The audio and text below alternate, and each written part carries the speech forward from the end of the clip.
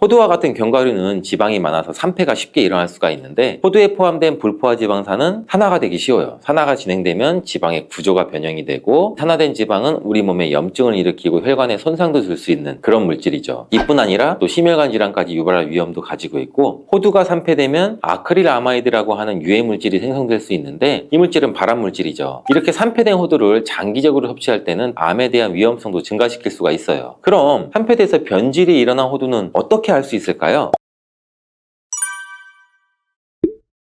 고소한 호두 좋아하시는 분들 굉장히 많으시죠. 호두는 그 자체로도 훌륭한 간식이지만 저는 달달하게 졸여진 호두강정이나 제과점에서 파는 호두 과일을 커피랑 먹는 것을 좋아하는데 이렇게 맛도 좋고 건강에 이롭다고 잘 알려진 호두 그냥 막연하게 몸에 좋다고만 알고 있지 않으세요? 호두는 견과류의 일종으로 기원전 7000년 전 고대 인류가 친숙하게 섭취해온 식품이라고 해요. 인류가 이렇게 오래전부터 호두를 섭취해왔다니 아주 옛날부터 인류에게 많은 영양소를 적용해준 식품이에요. 호두에는 단백질이나 비타민이나 미네랄 등 여러 가지 영양소가 풍부하게 들어있는데 이렇게 풍부한 영양소가 함유된 호두가주는 우리 몸에 이로운 점 바로 알려드릴게요.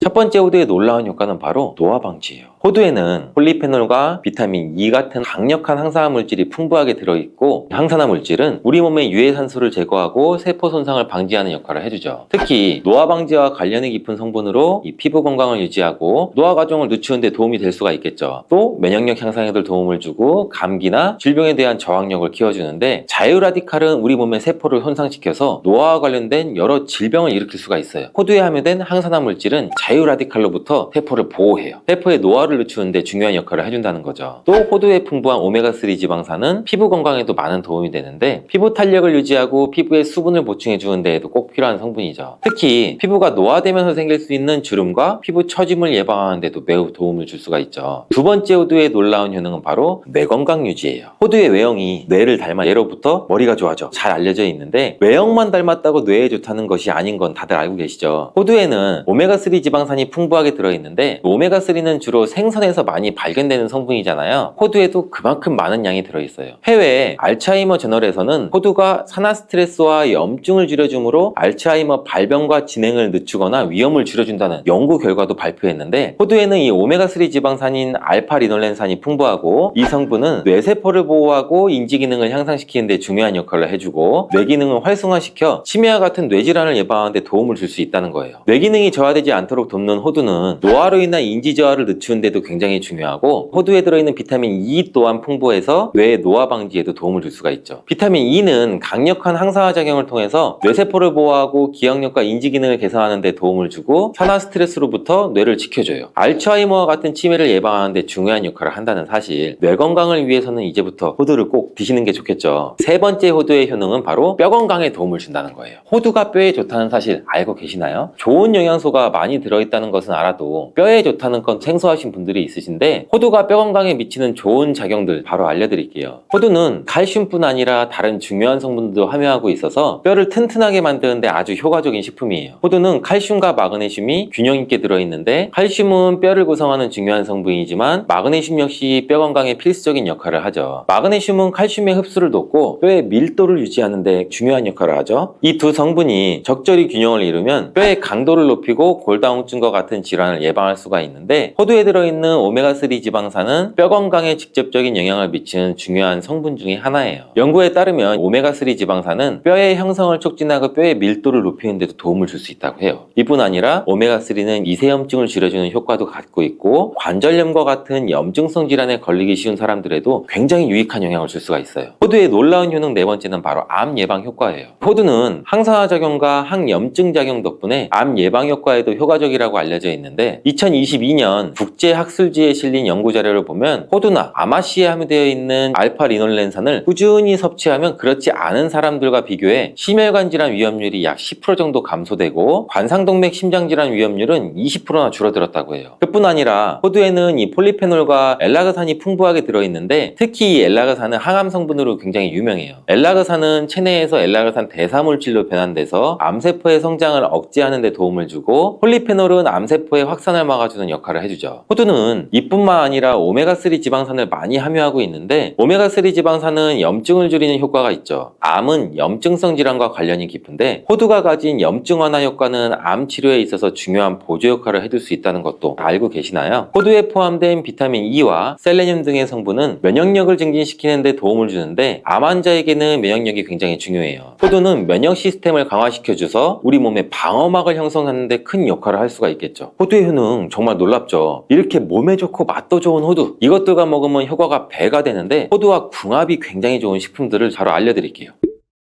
첫 번째는 요거트예요. 요즘 들어 그릭 요거트나 프로바이오틱스 같은 단어들 접해보셨잖아요. 요거트에는 단백질, 칼슘, 프로바이오틱스 등의 영양소가 풍부하게 함유되어 있는데 호두에는 건강한 지방, 단백질, 식이섬유, 비타민, 미네랄 등등이 풍부하죠. 두 가지를 함께 섭취하면 영양소 조합을 통해서 다양한 영양소를 한 번에 섭취할 수 있어요. 요거트에 함유된 프로바이오틱스는 우리 장내 유익한 세균을 증식시키고 장 건강을 촉진하는 데도 도움을 줄 수가 있겠죠. 또 호두의 지방은 프로바이오틱스의 효능을 더욱 향상시켜 장 건강에 도움을 주고 오메가3의 지방산과 같은 건강한 지방산을 요거트와 함께 섭취하면 호두의 지방이 소화와 흡수를 도와서 영양소의 흡수를 향상시킬 수 있다는 것도 꼭 잊지 말아주세요. 그리고 영양분뿐만 아니라 호두의 고소와 크리미한 식감과 요거트의 부드럽고 상큼한 맛은 잘 어울려요. 함께 섭취하시면 맛과 식감의 조화를 즐길 수가 있죠. 그러니 이제부터 요거트를 드실 때 호두와 함께 드시는 것도 추천드릴게요. 두 번째 호두와 환상의 궁합의 음식은 바로 바나나예요. 바나나는 호두와 함께 섭취하면 영양소의 균형을 맞출 수 있다는 사실 알고 계신가요? 바나나는 탄수화물과 천연당과 풍부한 식이섬유를 함유하고 있다고 잘 알려져 있는데 뿐만 아니라 바나나의 당은 호두 대비 신체에 더 빠르게 에너지를 공급해준다고 해요. 호두에는 건강한 지방과 단백질이 풍부하게 함유가 되어 있다는 거 이제 잘 알고 계시잖아요. 이 성분들은 신체의 에너지를 지속적으로 유지하는 데 도움을 줘요. 그래서 바나나와 호두 이 두 가지를 함께 섭취하면 서로 보완적인 영양소를 한 번에 섭취할 수 있고 영양소의 흡수 또한 더 쉽고 오랫동안 지속이 되도록 도와준다는 거죠. 영양뿐 아니라 호두의 식감과 바나나의 부드럽고 달콤한 맛은 잘 어우러지는데 함께 갈아서 스무디로 한번 소비해보세요. 달달한 바나나의 맛과 호두의 고소한 향이 의외로 조화로워서 맛과 식감, 영양소까지 한 번에 즐길 수가 있어요. 이렇게 고소하고 맛도 좋고 몸에도 정말 좋은 호두, 그렇다고 해서 너무 과하게 섭취해도 안 좋다는 사실. 호두는 건강에 매우 좋은 식품이지만 모든 식품들이 그러하듯이 호두도 적정량을 섭취해야 되는데 과연 하루에 얼마나 먹어야 되는지, 몸에 좋은 호두를 잘못된 방법으로 섭취하면 몸에 치명적인 독이 될 수 있다는 사실. 호두 섭취 시 주의할 점을 제가 바로 알려드릴게요.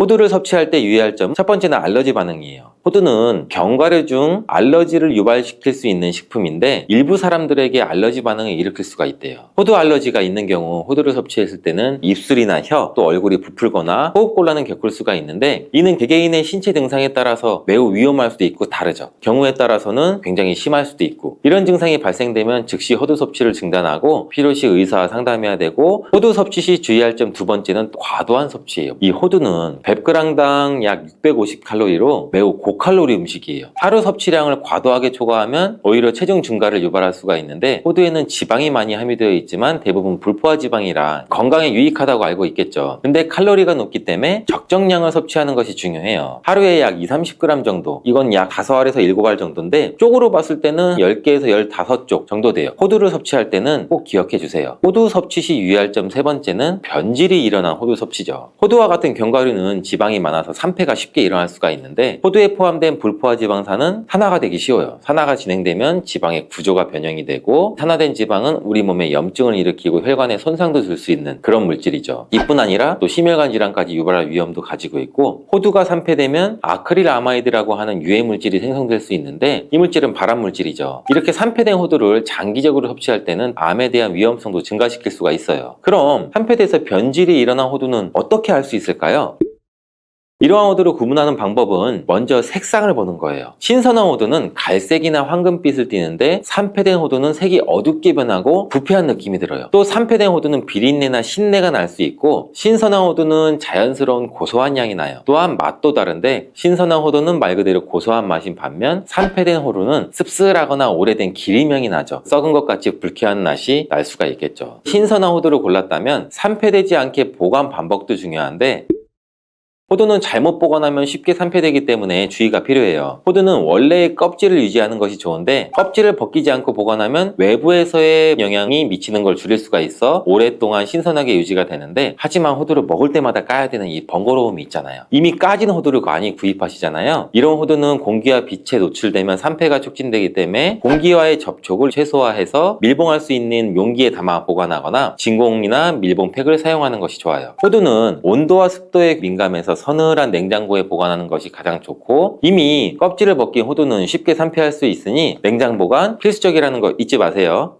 여러분, 혹시 머리를 감다가 갑자기 늘어난 흰머리에 깜짝 놀라보신 적 있으세요? 아니, 염색한 지 한 달도 안 됐는데 왜 또 새치가 이렇게 많지? 하고 거울을 한참 들여다보셨다면 오늘 이야기에 귀 기울여 주세요. 누구나 나이가 들면 머리가 하얘지는 건 자연스러운 일이지만 최근 연구에서 혈중 콜레스테롤 수치가 높을수록 새치가 빨리 생길 수 있다는 흥미로운 결과가 나왔어요. 혈관 속 기름때와 머리카락의 색소가 어떤 관계가 있을까요? 의외지만 둘 사이에는 산화 스트레스라는 다리 하나가 놓여 있어요. 콜레스테롤이 많아지면 혈관 안에서 과산화지질이 늘어나고 이 산화 물질이 모낭 속 멜라닌 세포까지 공격해서 흰머리가 늘어날 수 있다는 거예요. 한마디로 혈관 기름이 머리카락 색도 지운다는 뜻이죠. 오늘 영상은 바로 이 지점에서 출발하죠. 고지혈증이 왜 무서운지, 혈관뿐 아니라 피부와 머리카락까지 어떻게 망치는지, 그리고 어떻게 하면 간단한 생활 습관만으로도 돌이킬 수 있는지 60대 이상 시청자분들이 이해하기 쉽도록 차근차근 풀어드릴게요. 먼저 용어부터 정리할게요. 병원에서 피검사를 하면 총 콜레스테롤, 중성지방, LDL, HDL 보셨을 거예요. 넷 중에 특히 중요한 게 보이는 값이 LDL이에요. 일명 나쁜 콜레스테롤이죠. LDL 입자가 혈관벽 틈새로 스며들어서 산화되면 거기서부터 이 지방 플라크가 생겨요. 플라크는 마치 수도관 안쪽에 끼는 녹처럼 혈관을 점점 좁히고 딱딱하게 굳히고 결국엔 깨져서 혈전을 만들죠. 그 결과 심근경색이나 뇌졸중 같은 치명적인 사고가 터지죠. 하지만 문제는 모든 과정이 조용히 아프지도 가렵지도 않게 진행된다는 데 있어요. 그래서 고지혈증은 소리 없는 시한폭탄이라고 부르는 거예요. 콜레스테롤은 무조건 적이어야 한다, 꼭 그렇진 않죠. 우리 몸은 콜레스테롤을 재료로 삼아 세포막을 만들고 성호르몬, 부신호르몬을 합성하고 햇빛을 받아 비타민 D를 만드는 등 중요한 작업을 해요. 문제는 필요한 양보다 훨씬 많이 쌓일 때죠. 원래 간에서 알아서 조절하지만 설탕이나 포화지방, 트랜스지방, 과음, 흡연, 스트레스, 비만 등등 겹치면 생산과 소비의 균형이 무너지죠. 이때 여분의 콜레스테롤이 혈관뿐 아니라 모낭에도 악 영향을 주죠. 그럼 왜 흰머리가 늘까요? 모발색을 만드는 멜라닌 세포는 활성산소에 특히 약한데, 고지혈증 상태에서는 혈액 속에 과산화질과 염증 전달 물질이 많아져요. 이것이 두피혈관을 타고 올라와서 모낭을 산화스트레스에 노출시키고 멜라닌 세포를 일찍 죽이거나 기능을 떨어뜨리게 되죠. 결국 멜라닌 색소가 줄어들면서 모발색이 빠르게 빠지고 검은색 머리가 회색, 흰색으로 바뀌는 속도가 빨라지는 거예요. 실제로 2천여 명을 대상으로 한 이 인도 연구에서 LDL 160 이상인 군은 100 미만인 군보다 조기 백발 비율이 2배나 높았다고 해요. 요즘 들어 새치가 부쩍 늘었다면 미용실 예약보다는 먼저 혈액 검사를 받아보시라는 이유가 여기 있어요. 이제 어떻게 낮출까가 중요하죠. 약을 쓸지 생활 습관만으로 해결할지는 수치와 동반 질환에 따라 다르지만 전체 콜레스테롤 관리에서 70%는 생활 습관이 좌우되죠. 가장 먼저 식탁을 바꿔야겠죠. 튀김, 패스트푸드, 라면, 국물, 크림 가득한 빵은 일단 횟수를 줄이시고, 트랜스지방과 정제 탄수화물이 콜레스테롤 공장에 기름을 붓는 격이잖아요. 대신 올리브유 한 스푼을 생채소에 뿌려 먹고 생강을 따뜻한 차로 끓여 하루 한 잔 드셔보세요. 올리브유에 올레산은 LDL을 낮추고 HDL을 올리고, 생강의 진저롤은 혈관 염증을 줄여주죠. 목포 근처에 사시는 구독자분이 국 끓일 때 미역 대신 썰어넣는 이 다시마 덕분에 LDL이 20 정도 내려갔다고 자랑하셨는데, 다시마 속 알긴산은 장에서 콜레스테롤 흡수를 40% 가까이 잡아주는 강력한 수용성 식이섬유예요. 운동은 어떤 게 좋을까요? 무릎이 시큰한데 뛰라고 하면 부담스러우시잖아요. 걷기부터 시작하시면 돼요. 일주일에 5일 하루에 30분 정도만 빠르게 걸어도 HDL이 5에서 10 정도는 올라가고, HDL은 LDL을 간으로 끌고 가 재활용하는 청소부 역할을 해요. 그래서 많이 올라갈수록 좋죠. 만약 허리가 괜찮으시면은 아령 1, 2kg짜리를 들고 팔굽혀펴기 대신 벽밀기 운동부터 해보세요. 근육량이 늘면 기초대사량이 올라가서 지방 사용량이 함께 늘어 LDL 줄어들죠. 흡연은 백해무익하지만 50년 피웠는데 이제 와서 끊어도 의미가 있냐, 이 말도 듣죠. 정답은 끊는 순간부터 의미가 생긴다예요. 담배를 끊은 지 24시간이 지나면 혈액 속 니코틴 대사산물이 사라지고 떨어지고 3개월이면 폐 기능이 10% 이상 회복되고 그리고 1년이 지나면 담배로 인한 LDL 산화 속도가 비흡연자 수준으로 떨어진다고도 하죠. 금연은 세치 증가가 눈에 띄게 줄었다는 보고도 있으니 머리카락 때문이라도 멈춰볼만 하죠. 그럼 음주는 어떻게 할까요? 적당한 술 한 잔은 혈액순환에 좋다는 옛말 고지혈증 앞에서는 사실이 아니죠. 알코올은 간에서 중성지방 합성을 폭주시키고 다음날까지 LDL을 끌어올려요. 60대 이상이라면 일주일에 2회 이내에 한 번에 맥주 작은 캔 하나, 소주 한 잔이면 적당해요. 이 이상이면 간이 지방 합성 공장으로 돌변한다고 기억해주세요. 그리고 스트레스, 코르티솔 이야기도 많이 들어보셨죠? 스트레스 호르몬인 코르티솔이 높으면 간이 당과 지방을 빨리 만들어 혈액으로 보내, 이런 신호를 계속 받게 돼요. 콜레스테롤 수치가 자연스럽게 올라가고 인슐린 저항성도 생겨서 당뇨 위험까지 커지게 되죠. 매일 10분이라도 복식호흡 해보세요. 코끝으로 숨을 들이마셨다가 입술을 오므려 천천히 내쉬는 방법인데 1분에 6회 이하로 호흡수가 떨어지면 부교감 신경이 활성화돼서 코르티솔이 내려가요. 한림대학교 연구팀은 60대 참가자에게 8주간 복식호흡을 시킨 결과 LDL이 평균 15 정도 떨어지고 HDL은 3 정도 올랐다고 해요. 무료인데 효과는 약 못지 않으니 꼭 한번 해보세요. 혹시 약을 이미 복용 중이세요? 스타틴 계열, 에제티미브, 피타바스타틴 등등 여러 계열이 있잖아요. 약을 드셔도 생활 습관을 바꾸지 않으면 약 용량도 계속 올라갈 수밖에 없어요. 반대로 올리브유, 다시마, 걷기, 금연, 절주, 복식호흡을 꾸준히 지키면 6개월 내 의사가 용량을 줄이거나 약 하나를 빼자고 할 가능성도 커지죠. 약값 부작용 부담이 줄어든다는 뜻이죠. 또 스타틴 계열을 드시면은 근육통이 생긴다고 중단하고 싶다는 분들이 있는데 의사 선생님과 상의해서 피타바스타틴이나 로스바스타틴 저용량으로 바꾸면 해결이 되죠. 마지막으로 세치와 탈모까지 걱정이라면 모낭에 직접 도움 주는 방법을 하나 덧붙일게요. 두피에 스칼프 브러싱을 해줘 보세요. 샤워 전에 빗살 간격이 넓은 브러쉬로 정수리 부분부터 목덜미 방향으로 3분 정도 두드리듯이 빗어주는 거예요. 혈류가 좋아져 모낭에 산소 공급이 늘어나고 과사화질로 지친 멜라닌 세포의 회복을 도와요. 일본 오사카 시립대 연구 결과 고지혈증 환자에게 스칼프 브러싱을 12주 시행하자 세치 증가 속도가 30% 정도 늦춰졌다고 해요. 돈 한 푼 안 들이고 시원하게까지 하니 오늘 바로 한번 해보세요. 꼭 기억해야 할 내용은 혈액 속 기름때, 즉 LDL 중성지방이 많으면 혈관만 막히는 게 아니라 머리카락까지 희게 만든다는 거죠. 하지만 생활 습관을 조금만 바꿔도 수치는 내려가고 세치 속도도 늦출 수가 있어요. 올리브유, 생강, 다시마를 가까이 하고 튀김, 칠레슨 지방, 단맛 가득한 빵을 멀리하는 것이 중요하죠. 걷기와 근력 운동은 HDL을 올려 주머니 청소부를 늘리고 복식호흡은 스트레스 호르몬을 낮춰서 간의 지방 생산을 줄이는 것, 그리고 금연 절주는 기본이고 두피 브러싱으로 직접 모낭 혈류까지 살려주면 머리숱, 혈관, 심장 3마리 토끼를 잡을 수 있습니다.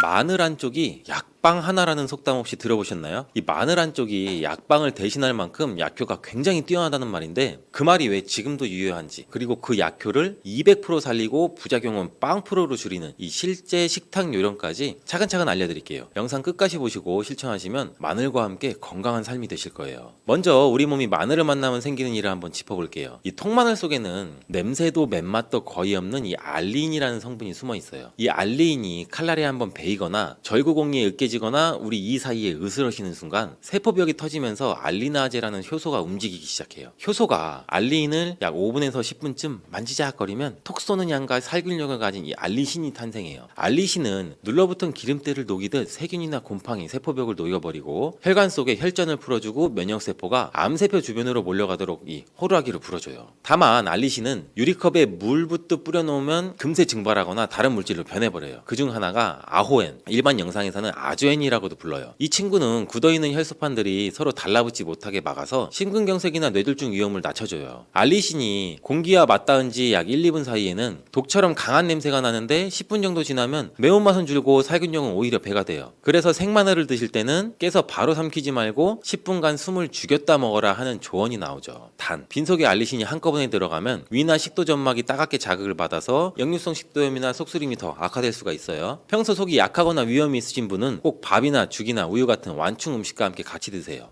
익힌 마늘 이야기도 빼놓을 수가 없죠. 60도씨를 넘어가면 알리신은 대부분 사라지고 대신 S알릴시스테인이라는 물질이 점점 늘어나요. 이 물질은 간에서 해독효소, 즉 글루타치온 S 전이효소를 빵빵하게 만들어서 발암물질을 묶어서 내보내는 힘이 생겨요. 국내 농촌진흥청 시험 결과 통마늘을 121도 압력솥에서 약 60분 썼더니 S알릴시스테인 함량이 생마늘의 18배까지 치솟았대요. 이 과정을 오래 천천히 진행하면 표면이 갈색을 넘어서 검은색으로 변해 흑마늘이 되는데 폴리페놀이나 플라보노이드 플라보노이드가 7배에서 약 15배 늘어서 항산화력과 간 해독력은 좋아지지만 단맛이 강해지고 당화 체존 산물이 살짝 증가한다고 해요. 당뇨 비만이 있으신 분들은 흑마늘을 간식 삼아서 하루 2~3쪽 정도만 드시는 선에서 멈추는 것이 안전하겠죠. 생으로 먹느냐 익혀 먹느냐가 큰 줄기라면 어떻게 잘라드느냐는 가지 역할이죠. 통째로 삼키면 위산이 껍질을 뚫지 못해 알리신이 거의 안 만들어지고, 반으로 자르면 속까지 공기가 스며들어서 알리신과 아우엔이 풍부해지죠. 김장할 때도 마늘을 통으로 넣는 것보다 잘게 다져 넣으면 잡내 제거뿐 아니라 유산균 발효 속도가 약 30% 빨라진다는 연구도 있어요. 반대로 삼계탕이나 통삼겹 구울 때 통마늘을 넣고 오래 익히면 알리신을 줄지만 S알리시스테일이나 아우엔 그리고 열에 강한 미네랄이나 황성분은 그대로 남아있어서 혈압 관리에는 오히려 도움이 된다는 거예요. 그럼 하루 섭취량은 어렵게 계산할 필요가 없겠죠. 생마늘 기준으로 손가락이 2마디 길이가 약 3g, 이게 한쪽이죠. 평소 약을 안 드시고 속이 편한 분은 하루 2쪽까지, 위험이 있거나 와파린이나 아스피린 계열의 그 혈전 용해제를 드시는 분들은 하루 한쪽 이하로 잡으시면 되고, 가루나 캡슐은 물 없이 훅 삼키면 식도에 눌러붙어서 오히려 염증을 일으킬 수가 있으니 반드시 미지근한 물 200ml 이상과 함께 드시는 게 좋겠죠. 이제 실전에 도움이 되는 4가지 응용 레시피를 한번 알려드릴게요. 우선 이 체한 것처럼 더부룩하고 허리까지 당길 때는 마늘 우유 1컵이 도움이 돼요.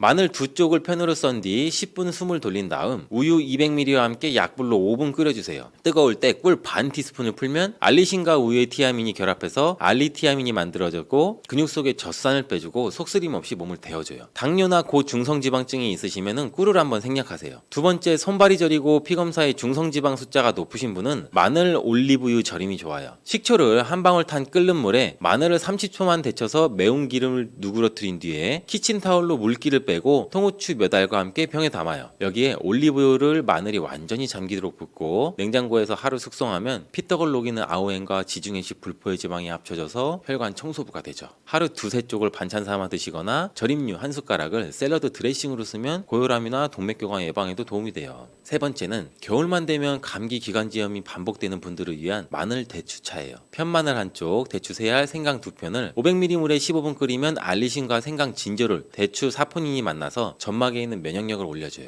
여기에 들깨가루 1숟갈을 마지막에 풀면 오메가3가 알리신 흡수를 돕고 입안 냄새도 오히려 잡아줄 수가 있겠죠. 네 번째는 간 해독과 항암을 노리는 분께 추천드리는 이 흑마늘밥이에요. 현미 1컵이랑 흑마늘 2쪽 그리고 강낭콩 1숟가락을 전기밥솥 현미 모드로 지으면 S알리시스테인과 식이섬유 그리고 갱글리오사이드가 동시에 들어와서 변비와 간독수를 해결해줘요. 이 밥은 당질이 조금 높은 편이라서 공깃밥 약 3분의 2 그릇 분량만 드시고 반찬은 채소 위주로 간단히 맞추면 혈당도 급격히 오르지 않겠죠. 이쯤에서 마늘이 이렇게 좋은데 혹시 독이 되는 경우는 없을까 하는 걱정도 생기실 텐데 지금 바로 주의해야 될 4가지 상황을 정리해 드릴게요. 첫 번째는 와파린같이 혈액을 묽게 하는 약을 드시는 분들은 마늘 5쪽만 드셔도 약효가 2배로 강해질 수가 있고 멍이나 잇몸 출혈이 생길 수가 있어요. 그래서 담당 주치의 상의에서 하루 1쪽 이하로 제한하시는 게 좋고, 두 번째, 수술 예정일이 2주 안쪽으로 다가오신 분들은 지혈이 지연될 수 있으니 잠시 중단하시는 게 좋고, 세 번째, 위 12 이상 역류성 식도염 등이 있을 때는 생마늘은 피하고 데친 마늘을 잘게 썰어서 밥에 무쳐야 덜 자극적이겠죠. 네 번째, 열이 많고 얼굴이 자주 달아오르는 실혈 체질이면은 마늘이나 꿀조합처럼 성질이 뜨거운 음식은 편두통이나 불면을 부를 수가 있어요. 이때는 꿀 대신 요구르트나 마늘 대신 부추, 엽채류로 바꿔 드셔보세요. 마늘과 상극인 음식으로는 또 첫 번째는 고농축 설탕 시럽. 이러한 같은 뜨거운 성질이 충돌해서 오히려 속이 쓰리고 혈당이 급상승해요. 두 번째는 보거 껍질 같은 고단백이나 고히스타민 식품과 같이 드시게 되면 드물게 알러지 반응이 심해질 수가 있으니 주의하시고, 세 번째는 술, 특히 소주한 과량으로 만나면 오히려 간세포가 이 과상한 스트레스를 받아서 다음날 두통이나 설사 증상이 길어져요. 반대로 마늘과 손잡으면 약발이 2배가 되는 조합도 있어요. 올리브유처럼 지용성 비타민 E가 풍부한 식품은 알리신이 지닌 불안전성을 잡아줄 수 있어서 오히려 항산화력이 오래가요. 우유나 현미처럼 티아민, 그 비타민 B1이죠. 이게 들어있는 식품은 알리신과 만나서 알리티아민으로 변해서 근육통이나 피로회복에 또 잘 듣죠. 마지막으로 들기름이나 아마시유 한 작은 술은 마늘성 황화합물이 몸 안에서 이 염증성 프로스타길란딘이 만들어지는 경로를 차단할 때 꼭 필요로 하는 보조인자를 공급을 해줘요. 그래서 아침 공복에 흑마늘 1쪽을 꿀꺽 삼키기보다는 현미밥 위에 잘게 썬 마늘볶음 1숟갈, 그 위에 들기름 살짝, 이런 식으로 드시면 오히려 시너지 효과가 나겠죠. 오랫동안 한방에서 마늘은 대산이라고 불리면서 기생충이나 식중독, 위궤양, 냉증 치료에 쓰였어요. 하지만 예부터 이 뿌리 식물은 성질이 악질이 강하니 지나치면 독이라고 했죠. 오늘 기억하실 핵심은 단 4가지예요. 첫 번째, 마늘은 자르고 10분 뒤에 먹으면 알리신이 극대화된다. 두 번째, 한꺼번에 많이 먹기보다 하루 한두 쪽, 약과 병행 시에는 한쪽 이하가 안전하다. 셋째, 익히면 알리신은 줄어도 S알리시스테인 폴리페놀은 늘어나니 피로와 체질에 따라 생익힘을 조절한다. 네 번째, 올리브유, 우유, 현미, 들기름과 함께 드시면 흡수율이 2배로 뛴다. 이 4가지만 지키시면 값비싼 건강보조제 없이도 매일 식탁에서 혈관을 청소하고 면역력을 끌어올리는 이 천연 항생제와 같은 효과를 얻으실 수가 있겠죠.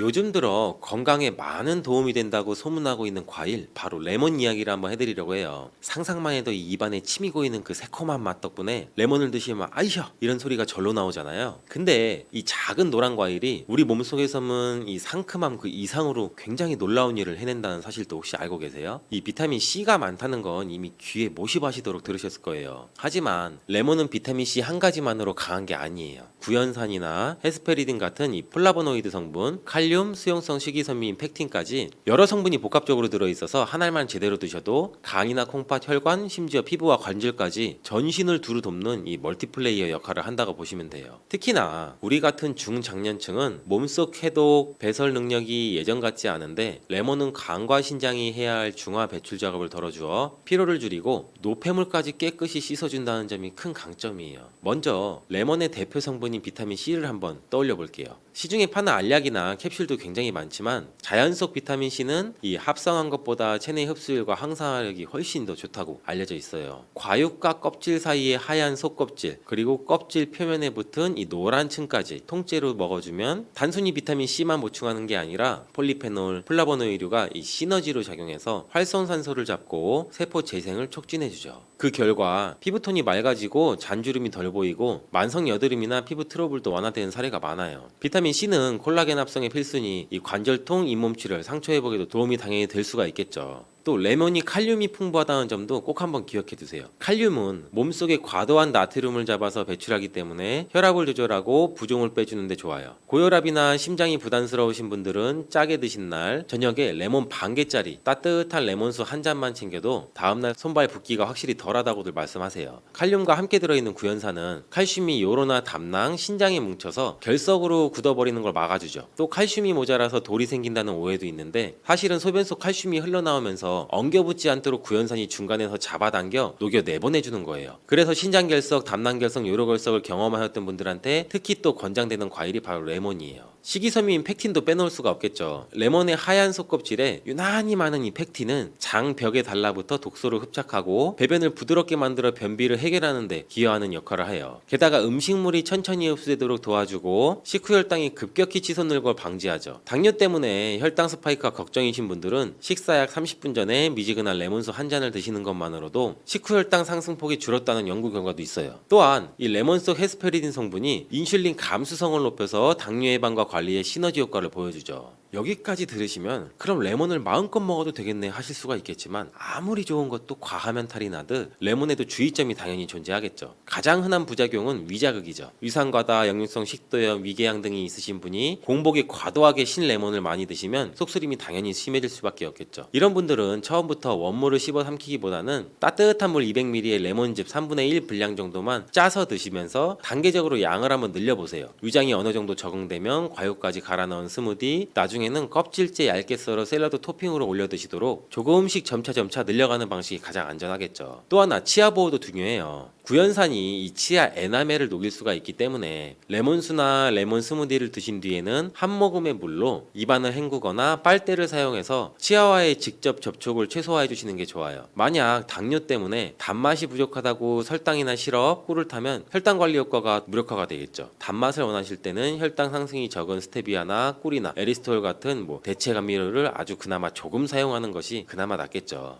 레몬과 궁합이 나쁜 음식도 있어요. 첫째는 정제 탄수화물이 가득한 달콤한 빵, 케이크 같은 디저트류예요. 신맛을 덜 느끼려고 단 음식을 곁들여 먹으면 혈당이 급등하고 레몬의 당 조절 장점이 사라져요. 둘째는 위산 분비를 지나치게 촉진하는 커피나 탄산음료와 함께 드시면 속쓰림이 2배로 올 수가 있겠죠. 세 번째는 고단백 고지방 식사 직후에 곧바로 레몬을 대량 섭취하면은 단백질 소화 과정이 꼬여서 더부룩함이 길게 갈 수가 있어요. 이런 메뉴를 드신 날에는 레몬을 식후에 약 2-3시간 뒤에 소화가 어느 정도 진행된 뒤에 뒤에 조금씩 섭취하는 편이 좋겠죠. 반대로 레몬과 함께 드시면 좋은 짝꿍 음식도 당연히 있겠죠. 대표적으로 생강이 있어요. 생강의 이 진저롤 성분은 염증을 완화하고 혈액순환을 돕는데 레몬의 비타민 C나 구연산이 생강 특유의 매운맛을 부드럽게 잡아줘서 위도 편안해져요. 따뜻한 물 한 컵에 레몬 반 개와 얇게 썬 생강 두세 쪽을 넣고 5분 정도 우려서 아침 공복에 한번 드셔보세요. 두 번째로 계피가루를 소량 넣은 레몬수가 혈당 조절에도 탁월해요. 계피 속에 들어있는 폴리페놀은 인슐린 저항성을 낮추고 나쁜 콜레스테롤을 줄이는 데도 알려져 있죠. 다만 계피는 하루 약 반 작은술 이내로만 넣으셔야지 간에 부담이 없겠죠. 또 다른 짝꿍으로는 녹차를 권해드려요. 따뜻한 녹차에 레몬즙을 조금 섞으면 카테킨과 비타민 C가 만나 항산화력이 배가 돼요. 지방 흡수를 억제하고 내장 지방 분해를 촉진해서 다이어트에도 도움이 되니까 점심 식사 후에 디저트 대신 이 한 컵으로 한번 즐겨보세요. 자, 이제 실제로 레몬을 먹는 방법을 이 생활 속으로 한번 끌어와 볼게요. 첫 단계는 착즙 레몬수예요. 레몬 반 개 또는 한 개를 손으로 펌프형 레몬짜개에 눌러서 즙을 낸 뒤에 미지근한 물 200에서 250ml에 타서 아침 공복에 천천히 드세요. 이때 껍질 속 하얀 부분을 가위로 조금 잘라 넣으면 팩틴이 더해져 장 청소 효과가 또 좋아져요. 두 번째 단계는 통째 갈아 마시는 레몬 스무디예요. 껍질 포함 한 개, 씨만 빼고 얼음이랑 물 바나나 반 개나 당근 몇 조각을 함께 넣어서 한번 갈아보세요. 바나나나 당근의 자연 단맛이 신맛을 우려뜨려서 맛이 훨씬 부드러워져요. 위가 약한 분들은 바나나 당근을 먼저 적응한 뒤에 레몬을 뒤섞어 가는 식으로 천천히 넓혀 가시는 게 안전하고, 세 번째 단계는 생레몬 슬라이스예요. 잘 씻은 레몬을 동전 두께로 얇게 썰어서 샐러드나 생선구이, 닭가슴살, 스테이크 위에 올리거나 물병 속에 조금 띄워두고 하루 종일 조금씩 우려 마셔보세요. 이렇게 슬라이스로 섭취하면 껍질 속 상기 성분 이 리모넨까지 흡수돼서 기분 전환과 스트레스 완화에 도움이 돼요. 네 번째로 레몬 껍질을 말려서 차로 우려 마시기를 추천드려요. 레몬 껍질을 잘게 썰어서